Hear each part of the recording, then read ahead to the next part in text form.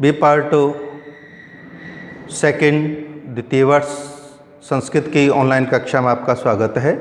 मैंने पूर्व में आपको रामायण के बारे में बताया था। आज मैं आपको महाभारत के बारे में बताता हूँ। महाभारत ये जो ग्रंथ है ये हमारे जो लौकिक साहित्य जो प्रारंभ होता है रामायण, और उसके पश्चात दूसरा एक प्रमुख ग्रंथ के रूप में, एक विशाल ग्रंथ के रूप में हमें प्राप्त होता है। और इस ग्रंथ का जो महत्व है वो तो इतना है कि उस ग्रंथ को हम पढ़ करके, उस ग्रंथ में एक जो भगवत गीता है उसको पढ़ करके हम उस ग्रंथ की महान जो स्थिति है उसके बारे में हम जान सकते हैं कि ये कितना अच्छा ग्रंथ होगा। ये जो ग्रंथ है एक उपजीव्य काव्य के अंतर्गत आता है। ये मैंने रामायण में भी बताया था, क्योंकि रामायण और महाभारत इन दोनों ग्रंथों को आधार बना करके अनेक ग्रंथों की, इनके पश्चात जितने भी ग्रंथ लिखे गए हैं इन दो ग्रंथों को ही आधार बना करके लिखे गए हैं। ये ऐतिहासिक काव्य की श्रेणी में भी हैं। और महाभारत के विषय में तो ये कहा जाता है कि ये इतना एक परिष्कृत ग्रंथ हो गया, क्योंकि प्रारंभ में ये जो ग्रंथ हमको प्राप्त होता था, पहले जय रूप में प्राप्त होता था, फिर भारत रूप में ये प्राप्त हुआ, उसके पश्चात जो इसका परिष्कृत रूप हुआ वह महाभारत रूप में प्राप्त हुआ। ये किनका ग्रंथ है? महर्षि वेद व्यास का ये ग्रंथ है।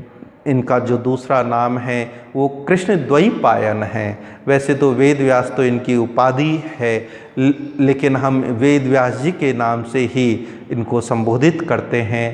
अब हमारे संस्कृत के जितने भी आचार्य हुए हैं और जितने भी प्रसिद्धि को प्राप्त हुए हैं, उनका जब हम व्यक्तिगत जीवन परिचय जानना चाहते हैं, जैसे हमने रामायण में वाल्मीकि जी का भी जानना चाहा, तो उन्होंने भी कहीं अपना परिचय नहीं दिया, तो यहाँ वेदव्यास जी ने भी अपना कहीं पर भी व्यक्तिगत परिचय नहीं दिया।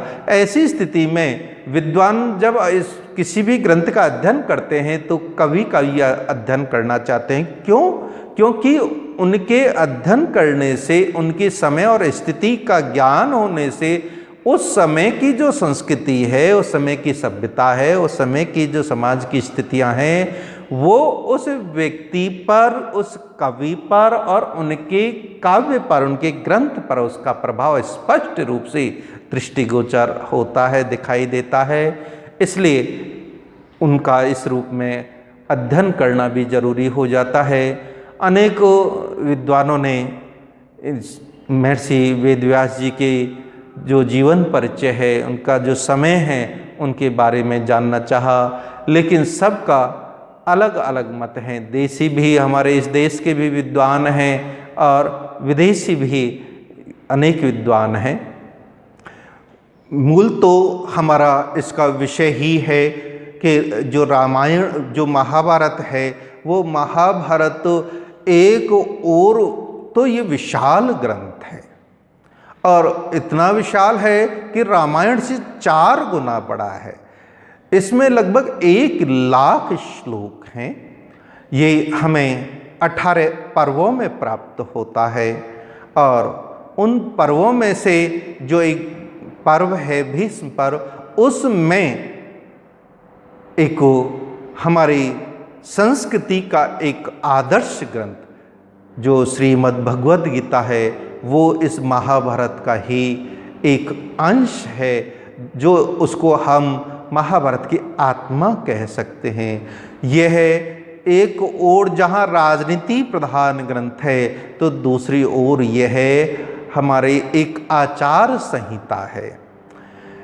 मूल रूप से तो ये कहा जाता है कि महाभारत में कौरव और पांडवों का जो इतिहास है वह वर्णित है, लेकिन इतिहास के साथ साथ और भी बहुत सारे जो विषय हैं उनका इस ग्रंथ में बहुत ही अच्छी तरीके से वर्णन किया गया है। विशेष रूप से हम देखें कि जैसे पुरुषार्थ चतुष्ट है, उस पुरुषार्थ चतुष्ट का इसमें विशेष रूप से वर्णन किया गया है।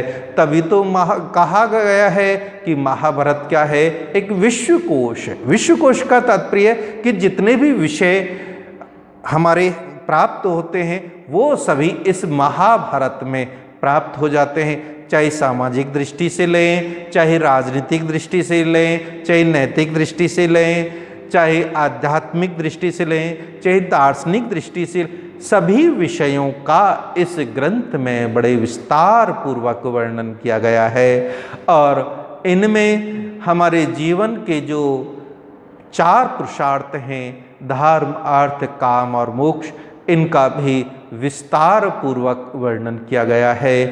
इस ग्रंथ को पढ़ने पर हमें हमारी जो प्राचीन संस्कृति है उसका परिचय प्राप्त होता है। उस समय की जो राजनीतिक व्यवस्थाएं हैं, उस राजनीतिक व्यवस्थाओं में भी हम क्या देखते हैं, एक और तो युधिष्ठिर की राजनीतिक व्यवस्था और दूसरी दुर्योधन की राज्य व्यवस्था। ये दोनों ही एक नकारात्मक है, एक दिखावे की है, और दूसरे एक प्रजारंजन की राजनीतिक व्यवस्था है।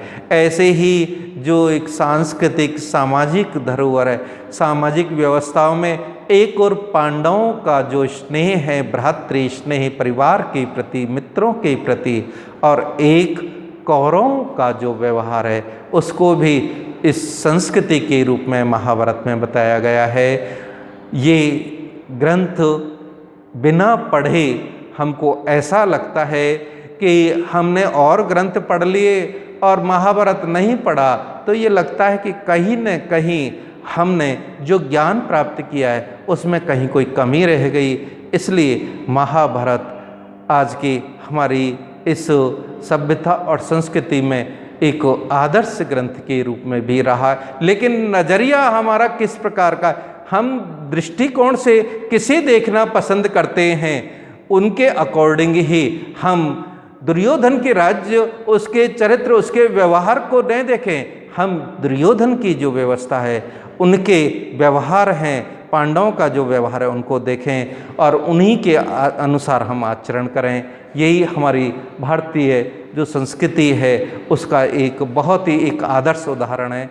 आज मैं आपको इसी की जो महाभारत का जो ये परिचय है, जो इसका विश्वकोश है, उसके बारे में मैंने आपको बताया, और आप इसका अच्छी तरह अध्ययन करें। धन्यवाद।